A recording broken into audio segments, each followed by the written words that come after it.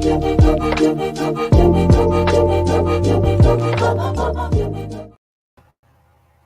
morning. Morning. Happy belated Father's Day to you and all the That's other right. dads out there. Yeah, I heard you were not so well for it. Yeah, I'm definitely feeling a little under the weather, but sent good wishes to my dad back home and my brother-in-law and grandparents, and yeah. Yeah, we our kids caught the chicken pox. So like 4 out of 5 of them had it, and I remember getting nailed with the chicken pox, like everything everywhere. These guys either had a light case or like it was like it's just not as bad as it used to be. I don't know. I luckily never got it. Which Interesting. yeah, I remember a couple of my buddies did, and I was like, do I just go over there and get it just to get it out of the way? And then my dad's like, Oh, but my dad had shingles, and he was like, okay. no. He's like, avoid it if you can. He's like, you don't want shingles someday. So, but yeah, luckily I never got by it. But 4 out of 5 that's tough. But yeah, like I said, it wasn't bad, but we had to stay away from a lot of people. Yeah. We did have some people that were calling us up saying, "Hey, can my kids come over?" But we never did any of that, except my in-laws. We hung out with my in-laws, and there were some cousins were potentially affected. We'll see. Yep. We'll find out whether or not they complain. Yeah, exactly. We'll see what happens. So yeah, we were a couple days later than we usually are. We had to kind of recuperate after some health issues from the weekend, and but there was a lot that happened, and it's actually kind of cool that we had the extra day because there were some other things that are worth talking about that came up. But the first thing we want to dive into is something that happened last week. We mentioned that the GG token offering was going to be ending, and it came to a close. You can see that it's over $200,000 raised there. So as of now, there was an email that was sent out through DocuSign that if you're an investor, you need to get your signatures on that so that can finalize the process. And yes, it's a legitimate email. That was something that came up. There were a couple of people that asked about it in the Discord, and Jesse confirmed it. Yes, that was something that he said. Just to give some insight as to kind of what's next, what we're doing right now. Essentially we had awesomely, but we had a large influx of investments that came right at the tail end of the funding round itself, and so those naturally take time for the bank and the escrow agent to validate, get the funds, and so forth. And then so that in itself is a little bit of a process we're waiting on. And then obviously people have to finalize their agreement, essentially through that DocuSign. So as soon as we get all of those verified, we're still just waiting on, hopefully by the end of this week, if not, at the very latest by the end of next week, we should have that investor list finalized. And then from there, we'll be sending out an investor guide basically detailing, hey, this is that will essentially kind of be our short-term roadmap as far as, here's when you can expect your tokens. Here's the contract address. Here is, what we need from you as far as a wallet address that you want these tokens to be deposited to. We're going to need, there's certain levels of verification and other procedures we need to do on our end to make sure everything's going to the right place. Everyone knows exactly what's going on. So we're basically just waiting on that investor list to be finalized so we can kind of batch that out all at once and give everyone that information at one time. But yeah, so I'm basically working with Jesse to make sure that we have everyone's information, and then from there, we can start collecting information to get tokens distributed and let people know, hey, these are the first votes we're going to be voting on. Here's what we can expect to see right away. It's actually curious the way that it's like, it isn't a simple airdrop. It's like, oh yeah, like you're just like send us your wallet address through Discord and we'll dump you some tokens. No, it's going to be a little bit more secure than that, Yeah, for sure. But just comparing it, this is a registered security. This is something that we're going to be able to have and have a little bit more security in it because it's going to be less likely to be something that that triggers anything that I don't know. We've heard all it's sorts of I mean, and part of stories it's just about because it's witch hunts and things expensive. like that. Not necessarily, I know we're not necessarily concerned with, we priced it at $1 per token. In our eyes, that's what the token is worth. What we're worried about is how much revenue we can distribute to the GG token holder. So, in terms of, looking at it's not a token you're coming in to trade per se and be like, oh, can I get in, get out of this? We're not going to be selling them as the GG collective to make income and stuff and devalue, so it's anything that happens with the token will be driven by the GG token owners. But all the value comes from, the voting power and then the royalty distribution of the earnings that we're able to bring in from all these projects we're going to be tapped into. Yeah, and that's interesting that the way that the essentially the flywheel for this is kind of transformed over time. That originally we were looking at just being able to get the gamers plugged in and use these awesome assets and be able to really generate some earnings. And now it's looking like game development, but just do it ourselves, like get it done. Well, it's just grown naturally, right? Like that's what people have wanted to bring in. That's, people have been saying, hey, we have this game we want to build and we want the community to own it. Well, you guys have already built the vehicle for the community to own it. Let's build it here instead of having to build that out ourselves. So it's just, been uniquely positioned to be around awesome people that want to be a part of it. Yeah, that's actually a great segue, but I need to put a little insert here. For those of you who are familiar with the My Seed Starter and the Seed Starter Growth websites, your growth avatar is going to be able to receive 2 different traits from this GG Collective token sale. You can get the VR goggles, and you can also get the gold skin trait. Jesse made both of those available to people that have signed up and gotten their Seed Starter Growth avatar. Like again, back to like the games that are involved in the ecosystem. I wanted to just quickly shout out Arcade. There was a just one like brief mention of it'd be really cool if you could use WASD controls for yield Pong, and Doc did it. So well, actually, they did it. I'm not sure who exactly had their hand in it, but Doc was the one that let us know that it was live now. And so there's been a bit of an overhaul. There's some of the perspective has changed based on it, the way that the screen zooms in and zooms out for Yield Pong. But he also said that there's a new instruction page when you come up. It kind of gives you a clearer idea of how to play the game, and then you also get a mulligan if you have a first turn whiff. So that's something that people were appreciating. Yeah. No, and I mean they're very, Stone Ice and Doc are both great about taking that feedback, and that's why they're building it in the collective, right? They want us to be this testing group, the people that polish it essentially for them. So all the input they get, I know that they really take to heart.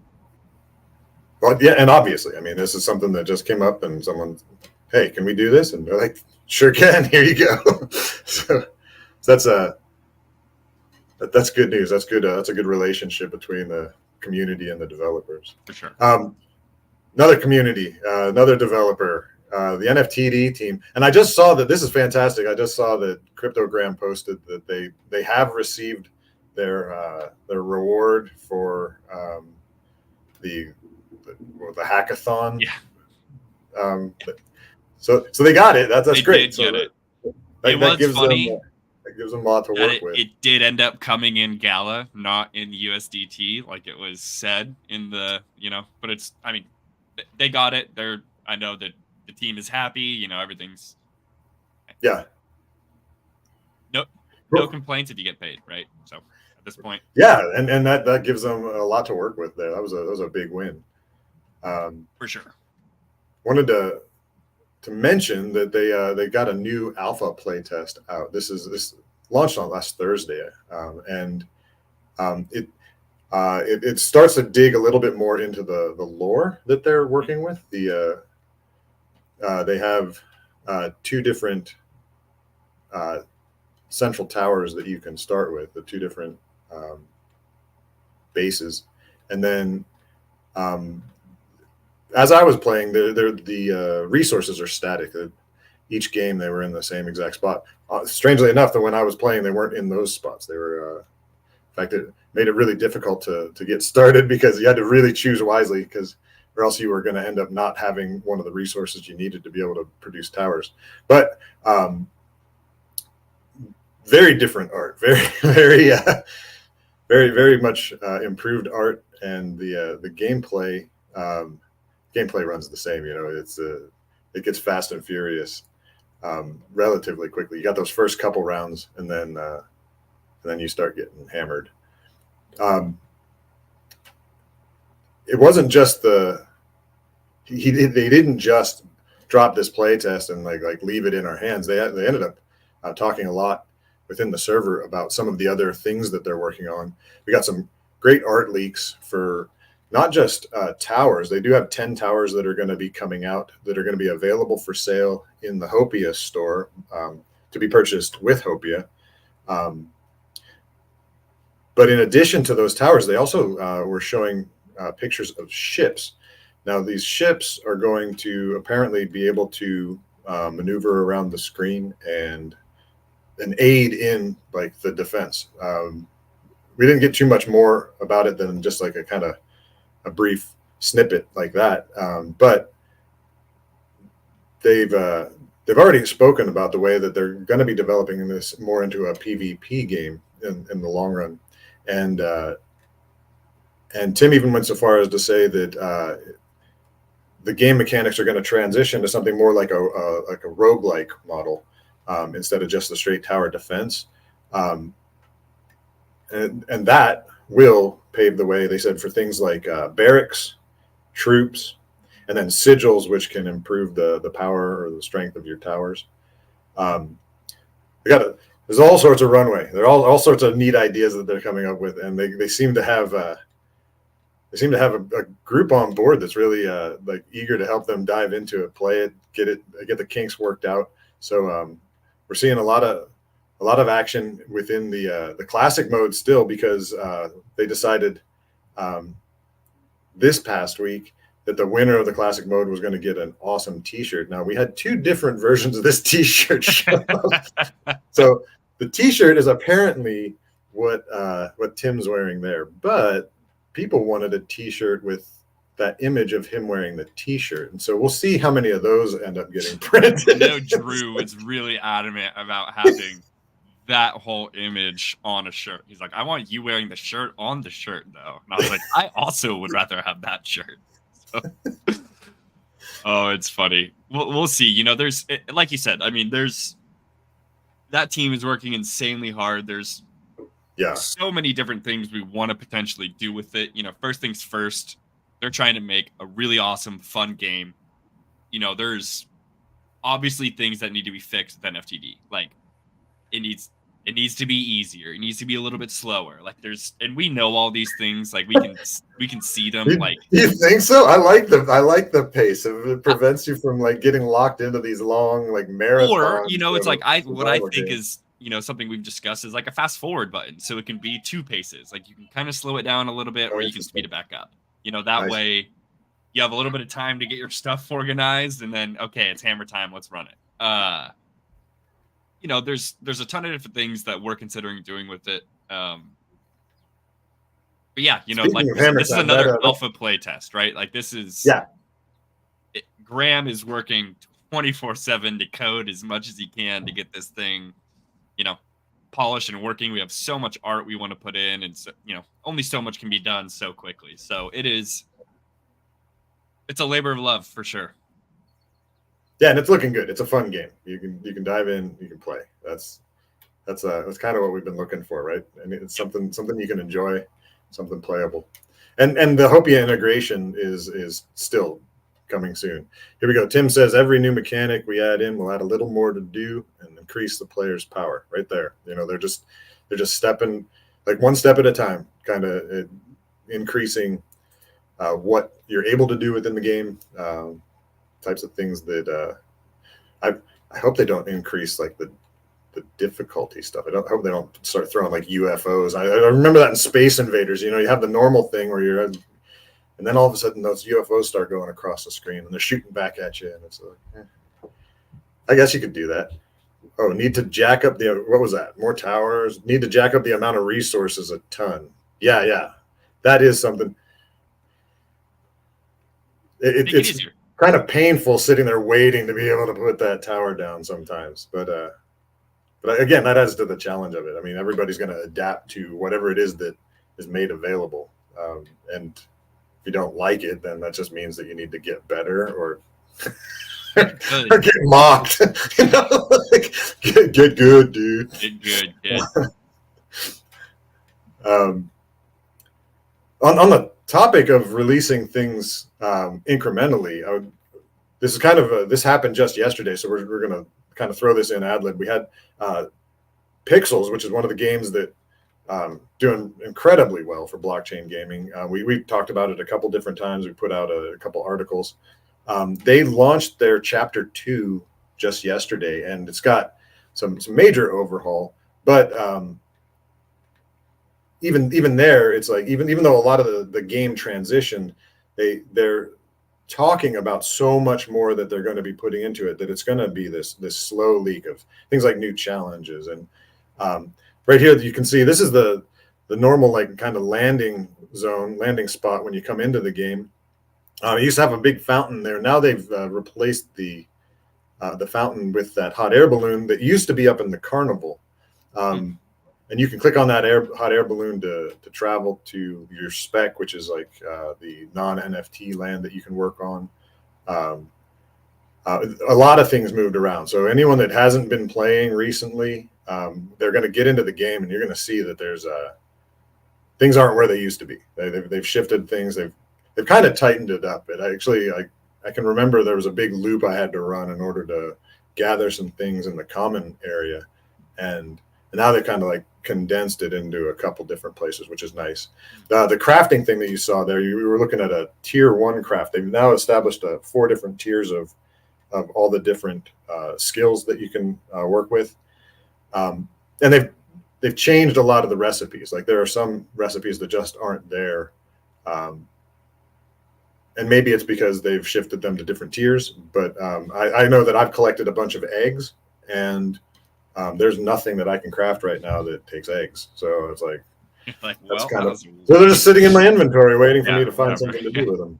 But I'm still collecting them too, because I've got chickens in their hen houses, and so doing their thing. One of the big things that is actually they did something cool where you now have 5 rows in your bag inventory. So it's 5 rows of 5. It used to only be 3 rows for the free to play, and I think they added an extra row if you were VIP. I was going to see exactly how far I could get just playing free to play without buying anything, and see if I could earn enough of the pixel token to be able to buy VIP and then get that going. So I never got to that point before they made the leap into Chapter 2. But another thing that's going on, you used to be able to stack up to 999 of a thing. Now that you can only stack 99. So those slots are going to be, depending on how fast you're gathering. And they did also cut back on the gathering rate for a lot of things. So you used to be able to get like 40 wood every day from the common trees, like 20 from each tree. Now you're getting like 1 or 2, maybe 4 or 5 if you're lucky. From each tree, so you're not gathering quite as many resources. There's a lot of just tuning things that they did that they make adjustments to the way that their in-game economy works, and all of that ultimately is about how they're distributing their token as well.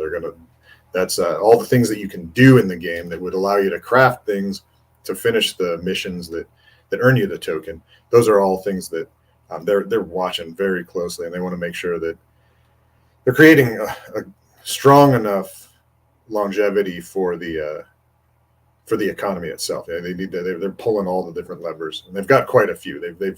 That's what's really neat about Pixels, that it's not just an on-off switch for the token. It's they can make minor adjustments to a bunch of different places in order to tighten things up if things start to like spiral and in a wrong way in any particular area for the token.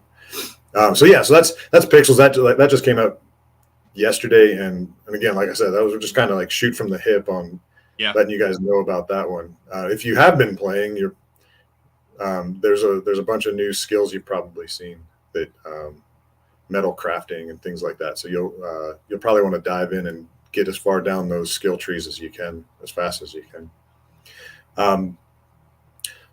Back to what we know in the collective very well, the Bodhi team. We've been discussing. There's been a discussion in the chats about an avatar NFT. So get in there and give your opinion. Talk about what you want to see with it. There's been a couple questions raised. Jesse posed a couple different things,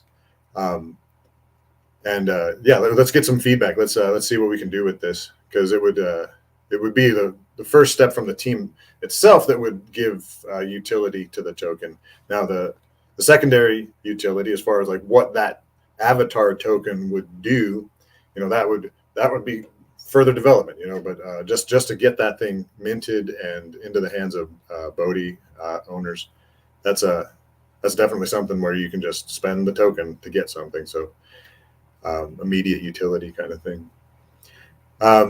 Also, I love watching what DD Lewis is up to, and he put this meme out in the channel and kind of gave us a little teaser. I don't know if I love the way he just like modeled that. If you have to ask, you're missing out. Like, what the heck is that thing in the background running around on the boat, the dot and everything?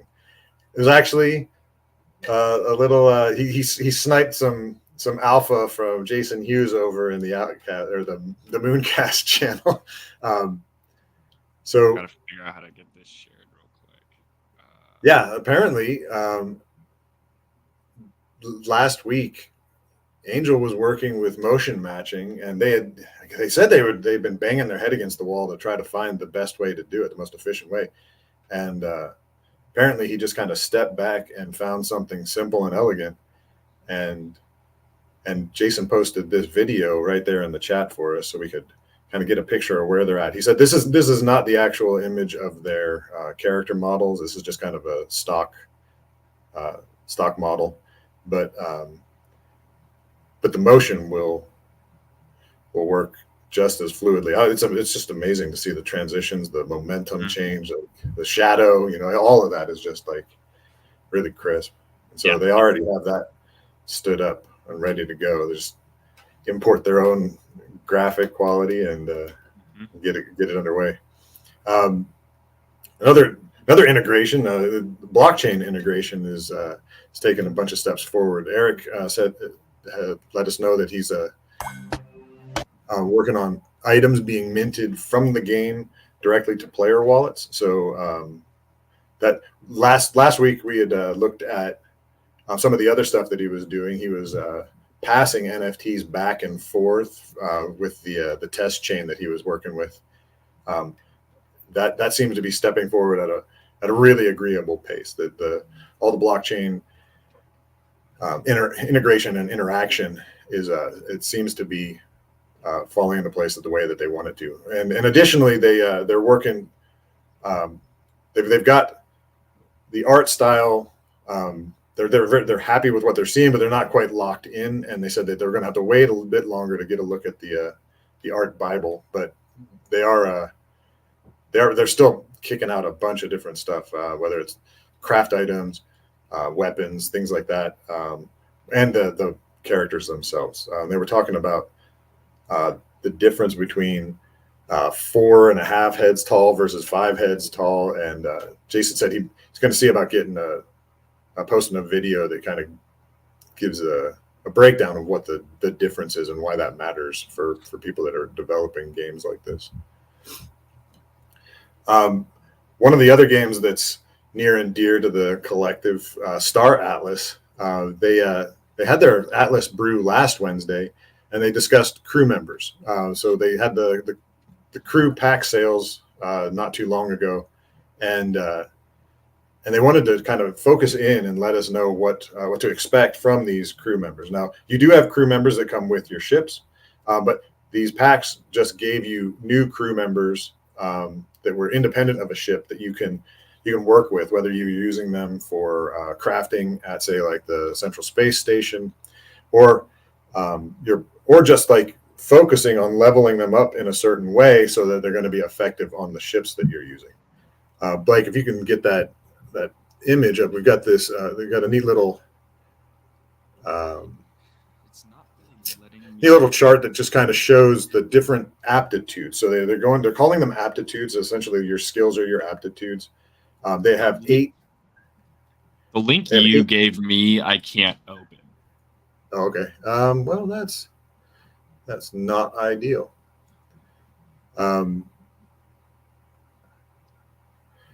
I know that it's we're going to do this on the fly. I know that it's posted in the GG Collective Star Atlas General. If you scroll back up, yeah, it was Earther that. Oh yeah, I see some love on that. I can pull that up. Yeah. Cool. So the aptitudes are your skills, and you can see that there's apparently up to level 20, but there's 4 different sort of like landmarks throughout each of the aptitudes where you gain new abilities for these different aptitudes. They said that you can take any character and level them up whatever way you want, but certain ones are going to be more inclined to like the experience that you spend on them is going to go further depending on what type they are. So like a captain is going to have like command being one of those that he fares better in that than someone who like might be like a janitor. Not that they're selling the janitors yet. But that is apparently something that you're going to be able to do in the Star Atlas universe. If you want to be a janitor, I love it. Go ahead. But they have a number of different types of characters that they've released at this point, roles and things like that, and you're going to be able to level them up, and then they will, depending on how you're using them within your ships or within the rest of the game, they're going to be able to improve along whatever lines you choose. It's very, very open-ended. They also deployed some adjustments for Starbased, the 2D game. Your upgrades for the bases they underwent a kind of a tuning update, and one of the things they were finding, the SDUs, which are the things that you retrieve from scanning out in the universe, they're going to require 6 times as many SDUs for these base upgrades. So that's going to actually create more demand for those, which is nice because a lot of people. That was what they did. Not everybody was a miner. A lot of people just went out, took large fleets of smaller ships and just scanned in order to harvest SDUs. So I think that's going to be received well by the community. And loyalty points was another thing that's happening, that's being adjusted. You can, when you're providing resources in order to upgrade a base, you're rewarded with these loyalty points. And depending on how many loyalty points are generated in a day, you got a certain amount of the pool of Atlas token that was being distributed. Now, what they were allowing was people to just kind of stash those loyalty points and play like a waiting game to determine when they thought it was the best idea to dump them. But now they're just going to be happening real time. They're going to be changing that so that they're automatically applied instead of pooling up. And they said that'll help people understand the distribution of Atlas a little bit clearer. That it's not as much of a crapshoot kind of thing. Another game we've been tracking, Spellborn. They have their next update should be out pretty soon. They've been talking about opening the game to the general public by the end of the month. We don't know if they're going to time these two things together, but they're going to be adding. They're going to be adding content. There's this new swamp, and they also have been showing off some of the new monsters that you're going to be able to capture. but again, we're not quite certain if this is going to be hand in hand with the public launch, or if they're going to be putting this new content out and then gearing up for the public launch. They seem to be, excuse me, sort of slow rollers in that regard as well. Like, which isn't necessarily a bad thing, but I feel like they don't necessarily push a ton of things at once. They kind of slowly introduce things. Yeah. It's kind of been in the same stage for a little while now, just because they've been. I wouldn't expect too much to come out at once. I missed my "What's your take, Blake" moment there. That was it right there. You just fed right into it. But yeah, they're very interested from everything that I can gather, and they're very active in the community. Yeah. Ghosty is phenomenally involved in keeping people up to date with what's going on, like to the point where he'll like, "Oh, I'm sick today. I don't think I'm going to be able to push this," kind of thing. Mm-hmm. So very, very familiar in the community, but yeah, they definitely like when I first started playing, the battles were they took a pretty long time. There was a lot of loading, and then with the last upgrade, everything was much more efficient. I don't know if it was an optimization thing or an intentional thing to slow down the pace that battles were happening at, so that they could make sure that they had everything tuned as far as the economy goes.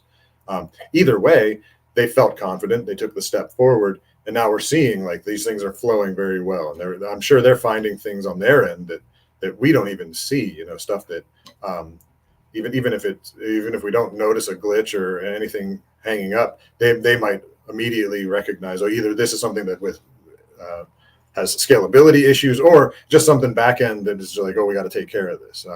So that's. I really think that they're interested in making sure that what they put out is strong in its roots, and before they decide to pile another thing on top of it and put that stress on the original foundation of the game. So thankful for that. I think that's gonna go a long way to establishing the game, something that people can enjoy for a long time. The one last thing we want to get to. The season 2 play to airdrop rewards for Neon Heroes, they can be claimed starting today, actually.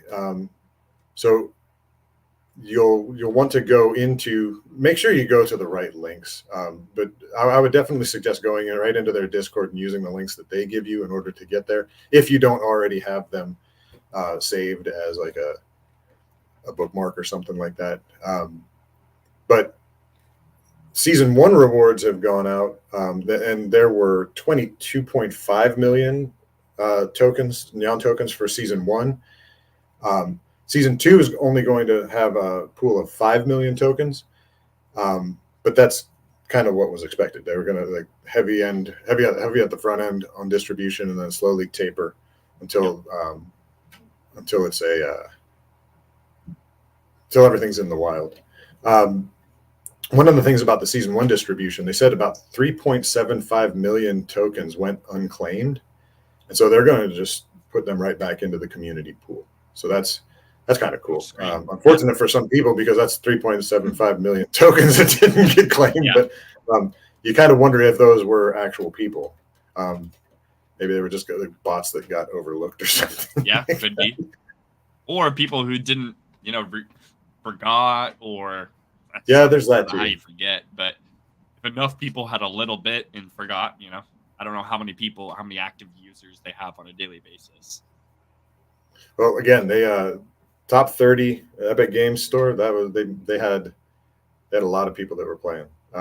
So we're still waiting for the next season to come out. Looking forward to getting back into that and seeing what kind of updates they have for that game too. That's really going to do it for us. We went a little bit longer than we've been going, but. Trying to keep it short and sweet, but we had quite a bit this time around. We had the extra 2 days to jam in that stuff about pixels and stuff. So we plan to get back on track Monday again for the next one. Well, it'll be a shorter week for content, but I know something's going to happen between now and then that's worth talking about. You're right. That's 2 years from now. All right, guys. Thanks a bunch for everything. Yep. We'll see you next time. See you later.